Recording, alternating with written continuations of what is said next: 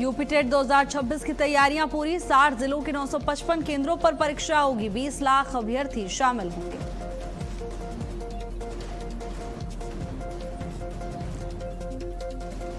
राम मंदिर दान चोरी मामले में नया खुलासा। आरोपी अविनाश शुक्ला के पास से 20 लाख से ज्यादा रुपए बरामद। लवकुश मिश्रा के पास से मिले 14 लाख रुपए।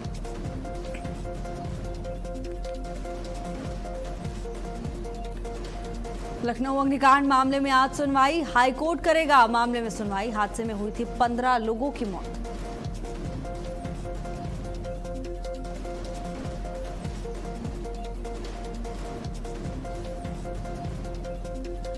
अमरनाथ के लिए पहला जत्था भारी फोर्स के बीच निकले श्रद्धालु। 57 दिन तक चलेगी अमरनाथ यात्रा।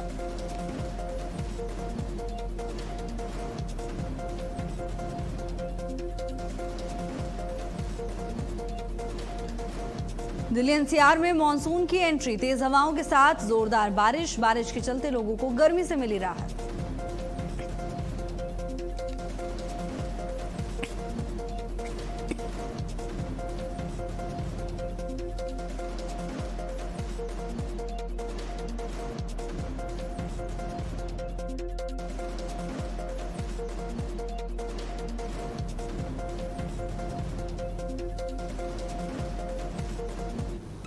नमस्कार, बहुत स्वागत है आपका। भारत अपडेट देख रहे हैं आप। मैं हूं आपके साथ भावना त्रिपाठी। बुलेटिन की शुरुआत करेंगे बड़ी खबर के साथ। उत्तर प्रदेश में तबादले की बड़ी खबर सामने आई है। 194 इंस्पेक्टर्स के तबादले किए गए। पुलिस मुख्यालय ने ट्रांसफर के आदेश जारी किए हैं। लंबे समय से तैनात इंस्पेक्टर्स को गैर जनपद तबादला। आईजी स्थापना की ओर से तबादला सूची जारी की गई है। सभी तबादले तत्काल प्रभाव से लागू होंगे। नई तैनाती स्थल पर जल्द ही कार्यभार संभालने के निर्देश दिए गए हैं। तो उत्तर प्रदेश पुलिस में बड़े फेरबदल देखने को मिले हैं। 194 तबादले हुए हैं। पुलिस मुख्यालय ने ट्रांसफर के आदेश जारी किए हैं। लंबे समय से तैनात इंस्पेक्टर्स का गैर जनपद तबादला किया गया है। सभी तबादले तत्काल प्रभाव से लागू हैं और ये निर्देश भी दिए गए हैं कि जल्द से जल्द अपनी नई जिम्मेदारी संभालें। जल्द से जल्द अपना नया कार्यभार संभालने के निर्देश दिए गए हैं। तत्काल प्रभाव से सभी तबादले लागू हो गए। आईजी स्थापना की ओर से तबादला सूची जारी की गई। टेलीविजन स्क्रीन पर वो लिस्ट भी आपको दिखा रहे हैं जिसमें तमाम लोगों के नाम है, नई जिम्मेदारियां उन्हें क्या कुछ सौंपी गई हैं उसका भी जिक्र इस सूची में किया गया है और साफ तौर पर यह कहा गया है कि जल्द से जल्द अपनी जिम्मेदारी संभालें। रमन मिश्रा हमारे साथ जुड़ चुके हैं तमाम जानकारी लेकर। रमन, क्या जानकारी, बड़ा फेरबदल किया गया? प्रदेश पुलिस महकमे में बड़ा फेरबदल हुआ है और 194 इंस्पेक्टरों के तबादले गैर जनपद तबादले किए गए हैं। यानी एक जनपद से दूसरे जनपदों में भेजा गया है। ये सुरक्षा की दृष्टि से बहुत बड़ा फैसला होता है क्योंकि जो मुख्य जो जिम्मेदारी होती है सुरक्षा व्यवस्था की वो कप्तान के बाद अगर किसी की ग्राउंड लेवल पर होती है तो एसएचओ की होती है और एसएचओ ज्यादातर जो बनते हैं इंस्पेक्टर रैंक के ही लोग ज्यादातर थाने प्रभारी या इंस्पेक्टर बनते हैं। ऐसे में किस तरीके से किस व्यक्ति को कहां की जिम्मेदारी देनी है और एक प्रक्रिया भी होती है ये ट्रांसफर पोस्टिंग की प्रक्रिया की आदमी अपने हिसाब से किसी जनपद में जाने की इच्छा भी व्यक्त करता है और किसी की कोई कमी होती है, पारिवारिक समस्या होती है, उसको लेकर तमाम ऐसी चीजें हैं जो ट्रांसफर पोस्टिंग चलती है। लेकिन इसी में ये भी देखा जाता है कि कौन सा जो कर्मचारी अधिकारी है वो कहां पर कम उसकी जो सक्रियता कम पाई गई, कहां पे और अच्छा कर सकता है। कुछ लोगों को पुरस्कार के तौर पर अच्छे जनपद दिए जाते हैं और कुछ लोगों को सजा के तौर पर उनको ऐसे जनपदों में भेजा जाता है जहां पर उतनी सारी व्यवस्थाएं नहीं होती हैं। ऐसे में एक बड़ा ये प्रक्रिया है और तुरंत ज्वाइनिंग के भी तत्काल प्रभाव से आदेश लागू हो गया है कि 194 इंस्पेक्टर जो हैं उनका तबादला हुआ है तो तुरंत जाके अपने अपने जहां नवीन तैनाती उन्हें मिली है वहां जाके वो ज्वाइन करें। और लगभग सभी जनपदों से जुड़े हुए नाम है, चाहे वाराणसी कमिश्नरेट से हो, गोरखपुर जोन से हो या फिर लखनऊ कमिश्नरेट से हो, नोएडा कमिश्नरेट से हो, लगभग सभी कमिश्नरेट और लगभग सभी जनपदों से ऐसी ट्रांसफर हुए हैं, चाहे पीलीभीत, बदायूं, बिजनौर, चमोली, इटावा, अमरोहा।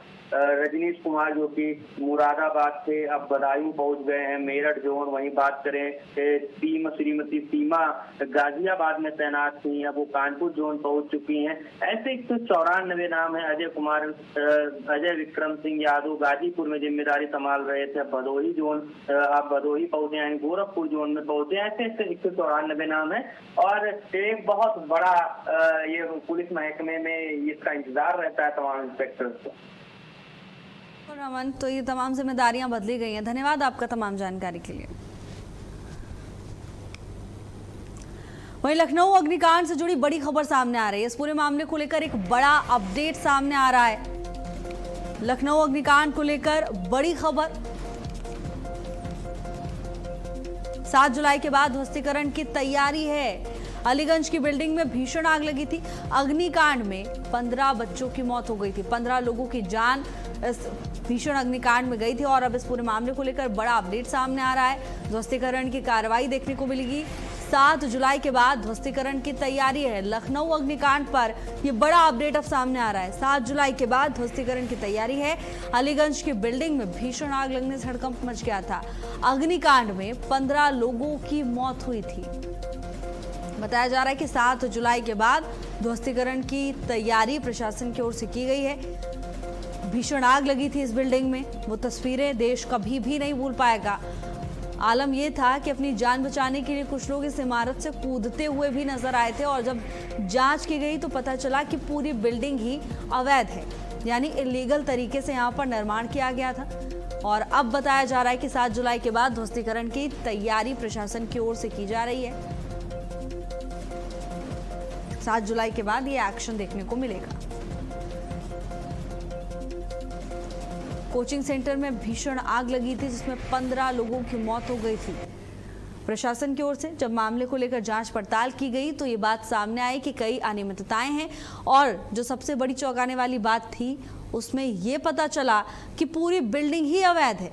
जिसके बाद अब आगे इस पूरे मामले को लेकर प्रशासन की ओर से वैधानिक कार्रवाई अमल में लाई जा रही है और खबर है कि 7 जुलाई के बाद ध्वस्तीकरण की तैयारी प्रशासन ने कर ली है और ध्वस्तीकरण किया जाएगा। बड़ा एक्शन देखने को मिलेगा, पीला पंजा चलेगा प्रशासन का।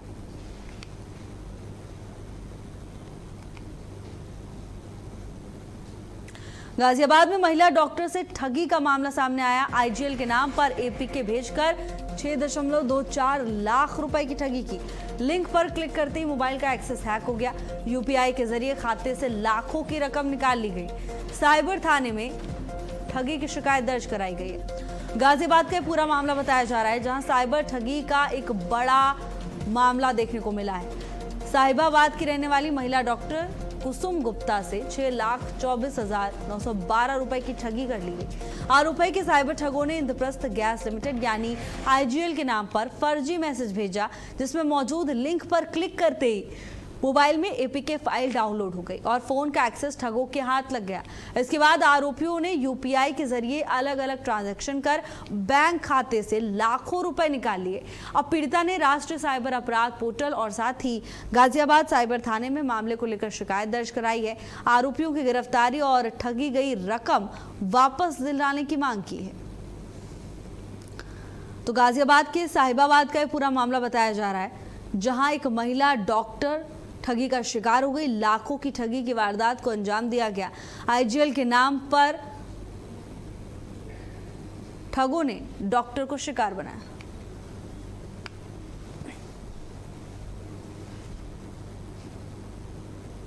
खबर गाजियाबाद से है जहां पुलिस और बदमाशों के बीच मुठभेड़ देखने को मिली। मुठभेड़ के दौरान 2 बदमाशों के पैर में गोली लगी है। दोनों बदमाशों पर दर्जनों मुकदमे दर्ज हैं। दिल्ली एनसीआर में कई वारदातों को बदमाश अंजाम दे चुके हैं।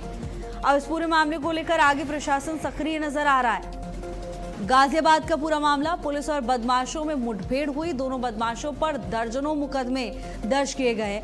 दिल्ली एनसीआर में कई वारदातों को बदमाश अंजाम दे चुका है। बदमाशों के पैर में मुठभेड़ के दौरान गोली लगी। गाजियाबाद का ये पूरा मामला सामने आ रहा है जहां पुलिस को बड़ी सफलता हाथ लगी है। मुठभेड़ के दौरान एक आरोपी पर शिकंजा कसा है। हालांकि 2 बदमाशों के पैर में गोली लगी है। दोनों बदमाशों पर दर्जनों मुकदमे दर्ज हैं। दिल्ली एनसीआर में कई वारदातों को ये बदमाश अंजाम दे चुके हैं। अब प्रशासन आगे की कार्रवाई में इस पूरे मामले में जुटा हुआ है। बताया जा रहा है कि इन पर पहले से कई मुकदमे दर्ज हैं। 2 बदमाश पुलिस के शिकंजे में। तो अपराध के खिलाफ लगातार प्रशासन का एक्शन तेज है। इसी सिलसिले में बड़ी कामयाबी मिली है, जहां 2 बदमाशों को टीम ने धर दबोचा है। बता दें कि पुलिस और बदमाशों के बीच मुठभेड़ हुई, जिसके बाद दोनों के पैर में गोली लगी है और आगे की कार्रवाई अब की जा रही है। 19 राज्यों में आंधी बारिश का अलर्ट जारी किया गया। यूपी और बिहार समेत 19 राज्यों में आंधी और बारिश का अलर्ट है। हिमाचल, झारखंड, ओडिशा, उत्तराखंड में अलर्ट जारी किया गया है। दिल्ली में आज भारी बारिश और आंधी का अलर्ट है। 80 किलोमीटर प्रति घंटे की रफ्तार से तेज हवाएं चलेंगी। 19 राज्यों में आंधी और बारिश का अलर्ट जारी किया गया है।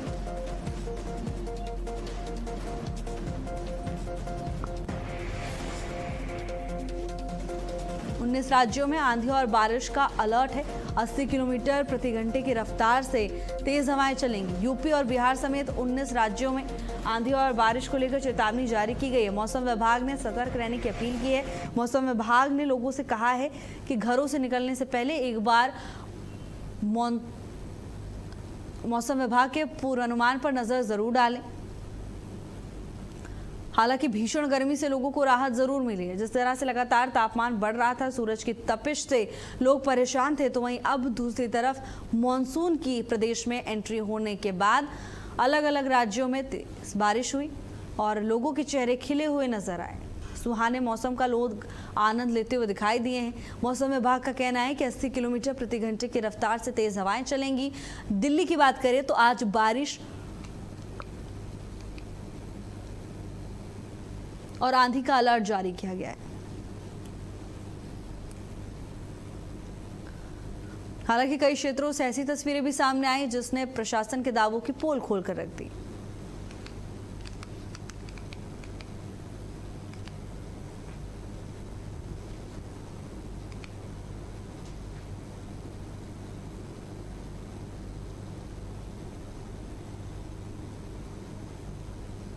वहीं दिल्ली एनसीआर में भारी बारिश के साथ तेज हवाएं चली। बारिश के चलते लोगों को गर्मी से राहत मिली है।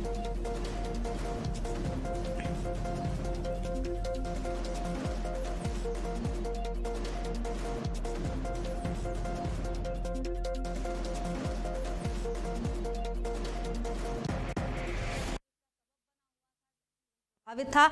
हालांकि अब मॉनसून की एंट्री के बाद अलग अलग क्षेत्रों में तेज बारिश हुई। दिल्ली के कई इलाकों में भी तेज बारिश हुई है, जिसके बाद लोगों के चेहरे खिले हुए नजर आए।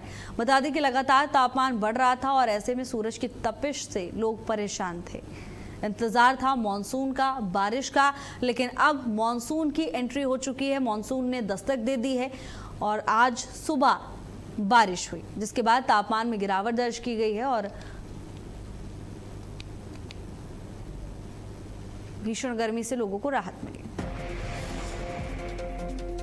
उत्तराखंड में मॉनसून ने दस्तक दे दी है। 2 दिन भारी बारिश का अनुमान मौसम विभाग की ओर से जताया गया है। देहरादून समेत कई राज्यों में बारिश का अलर्ट जारी किया गया है। आईएमडी ने बारिश को लेकर अलर्ट जारी किया है और लोगों से सतर्क रहने की अपील की है। आगे आने वाले 2 दिनों के लिए अलर्ट विभाग की ओर से जारी किया गया है। तो देखिए, अलग अलग राज्यों के साथ साथ उत्तराखंड में भी मानसून की एंट्री हो चुकी है और ऐसे में मौसम विभाग का कहना है कि 2 दिन भारी बारिश हो सकती है। ऐसे में घरों से निकलने से पहले मौसम विभाग के पूर्वानुमान पर, मौसम विभाग की ओर से जो प्रेडिक्शंस जारी किए गए हैं उन पर एक नज़र ज़रूर डालें, जिससे यात्रा के दौरान आपको परेशानी ना हो और पहले से ही अपनी तैयारियों के साथ घरों से निकलें। 2 तस्वीरें आपको दिखा रहे हैं। देखिए, जोरदार बारिश हुई है और इस बारिश के बाद मौसम सुहाना हुआ। लोगों ने मौसम का आनंद लिया। कई जगह ओले भी गिरे हैं।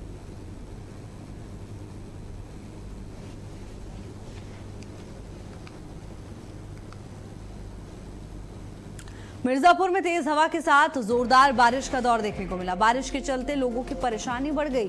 तेज बारिश की वजह से सड़कों पर पानी भर गया। लोगों को आवाजाही में दिक्कतों का सामना करना पड़ रहा है। तो देखिए, बारिश की वजह से जहां लोगों को गर्मी से राहत मिली है, तो वहीं दूसरी तरफ कई दूसरी समस्याओं से लोगों को दूभर होना पड़ रहा है। मिर्जापुर में तेज हवा के साथ जोरदार बारिश हुई। बारिश के चलते लोगों की परेशानियां बढ़ गई हैं। बारिश के कारण सड़कों पर पानी भर गया, सड़क तालाब में तब्दील हो गई और इसी रास्ते से लोगों को गुजरना पड़ रहा है।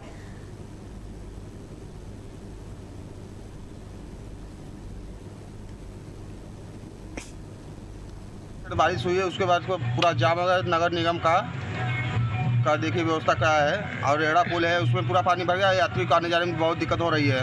और ये क्या है, अंदर क्या है जो पानी भरा हुआ है? सरकारी हॉस्पिटल है, ये सरकारी अस्पताल है। हाँ, मरीज को आने जाने में दिक्कत हो रही है। बताइए, देखिए कितना पूरा पानी जमा हुआ है। नगर निगम कोई ध्यान नहीं दे रही है। तो भारी बारिश की वजह से लोगों को परेशानी का सामना करना पड़ रहा है। अस्पतालों में पानी भर गया है। वाहन देखिए किस तरह जलमग्न सड़कों पर खड़े हुए नजर आ रहे हैं। और ये बारिश जहां लोगों के लिए एक राहत के तौर पर सामने आई भीषण गर्मी से, तो वहीं दूसरी तरफ जलभराव जैसी समस्याएं लगातार लोगों की चुनौतियां बढ़ा रही हैं। राहगीरों को परेशानी का सामना करना पड़ रहा है।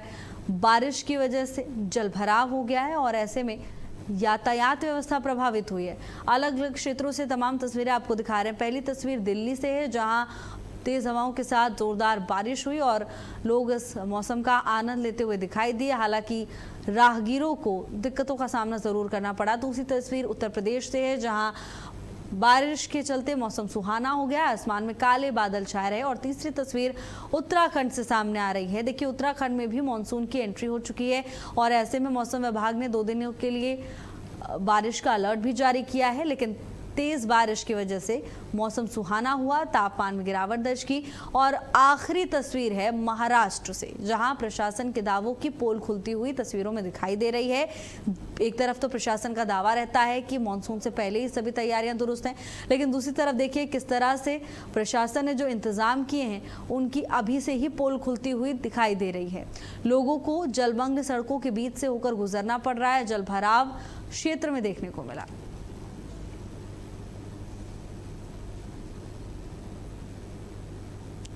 दिल्ली, उत्तर प्रदेश, उत्तराखंड और साथ ही महाराष्ट्र से ये तमाम तस्वीरें सामने आ रही हैं, जहां जोरदार बारिश की वजह से तापमान में तो गिरावट आई है, लोगों को भीषण गर्मी से राहत मिली है। लेकिन दूसरी तरफ जलभराव जैसी समस्याएं लोगों के लिए मुश्किल का सबब बन गई हैं।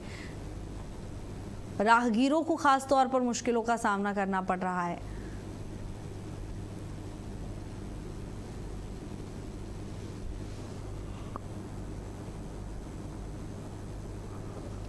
दिल्ली, उत्तर प्रदेश, उत्तराखंड और महाराष्ट्र में मानसून ने दस्तक दे दी है। ऐसे में बारिश का सिलसिला भी शुरू हो गया है। तेज हवाओं के साथ बारिश का दौर देखने को मिला। लोगों को भीषण गर्मी से राहत मिली है। लगातार पारा 40 से 45 डिग्री के पार जा रहा था और ऐसे में लोग इसी राहत का इंतजार कर रहे थे। लेकिन जब ये राहत सामने आई तो अपने साथ साथ कुछ चैलेंजेस भी लेकर आई है।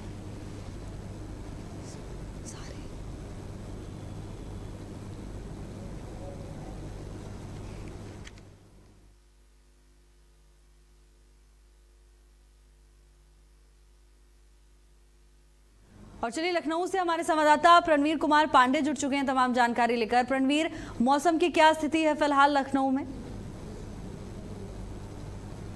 उत्तर प्रदेश की राजधानी लखनऊ की अगर बात करें तो लखनऊ में रात से ही बूंदाबांदी शुरू हो गई है और मौसम आसमान में काले बादल छाए हुए हैं और धीरे धीरे जो है मौसम सुहाना हो रहा है। लेकिन जिस तरीके से कम बारिश हो रही है उसको लेकर के कहीं गर्मी से निजात मिलता हुआ बिल्कुल नजर नहीं आ रहा है, क्योंकि जब हल्की बारिश होती है तो कहीं ना कहीं जो उमस है वो बढ़ जाती है और लोगों को इससे गर्मी का सामना करना और बढ़ जाता है। वही अगर बात करें प्रदेश की तो पूर्वांचल की अगर बात करें गोरखपुर, बस्ती, सिद्धार्थनगर की तरफ जमकर बारिश हुई है। रात में बारिश हुई, लगातार 3 दिन से रुक कर वहां पर बारिश हो रही है और वहां पर सबसे बड़ी बात है कि एक तरफ जो है बारिश का मौसम है तो ऐसे में किसानों के चेहरे पर एक खुशी देखने को मिल रही है कि अब धान की रोपाई का समय आ गया है।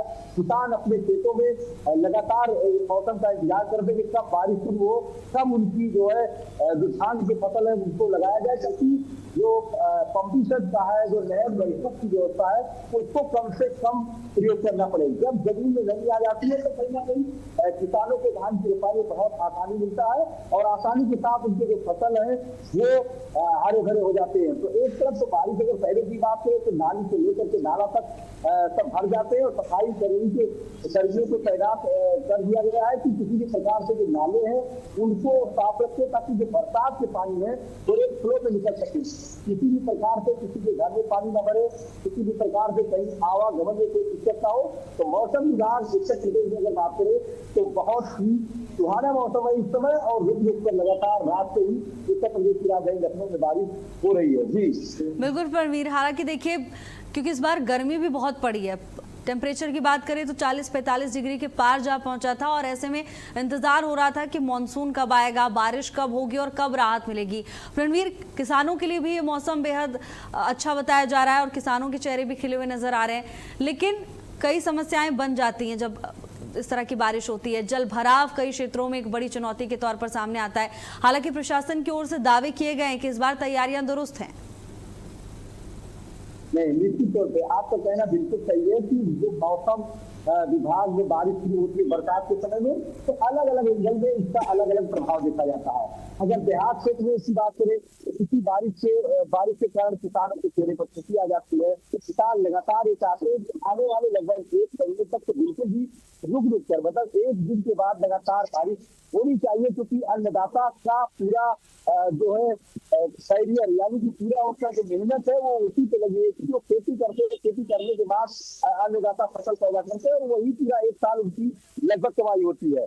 दूसरी तरफ अगर शहरों की बात करें तो जो निचले स्तर के शहर हैं जहाँ पर जल भराव होता है, जहाँ पर नालियां चौक हो जाती है, ऐसे लोग ये चाहते हैं कि कम बारिश हो, रुक कर बारिश हो ताकि हमारी तरफ जल भराव ना हो। तो तराई क्षेत्र होते हैं तो उससे उनको परेशानियों का सामना करना पड़ता है, उनके रोजमर्रा के जो जीवन है वो प्रभावित हो जाते हैं।